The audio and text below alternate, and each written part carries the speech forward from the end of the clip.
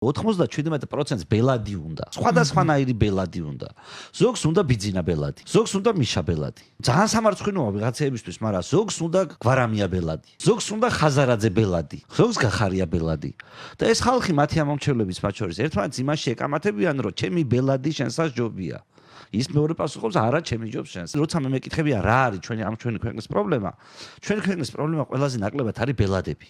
ბელადებში გვიმართლებს. ჩვენ სინამდვილეში პრობლემა გვაქვს ხალხში, რომელიც ბელადს ეძებს. სანამ ამ საზოგადოების ეს მენტალიტეტი არ შეიცვლება და ის ხარდაჭერას არ დაუწყებს იმ ადამიანებს, რომელსაც ბელადობა არ უნდათ, რომელთაც უნდათ რომ ჩვეულებრივად ქუჩაში იარონ ფეხით. რა პრობლემა დანის პრემიერ-მინისტრის ფეხით ქუჩაში? მიდრეკილება ეს ქარიზმატული ტიპებისადმი და არა ბელადების, მოდი დავარქვათ, ჩვენ ვალამაზებთ ამას, რომ ჩვენ გვიყვარს კაი ხალხი ქარიზმატული ბაშა. ჩვენ გვინდა ბელადები, რომ საკუთარ ცხოვრებაზე არ გინდა პასუხისმგებლობის აღება.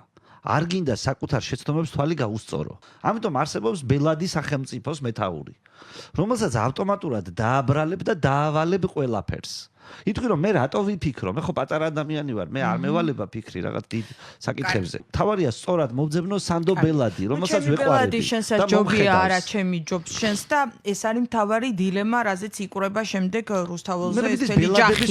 ბელადების კონკურსი იმარჯვებს ვიღაც ერთი ბელადი, სხვები რჩებიან იმედგაცრუებულები, მაგრამ ისინი აგრძელებენ ბელადობას საკუთარი საზღვრების ფარგლებში.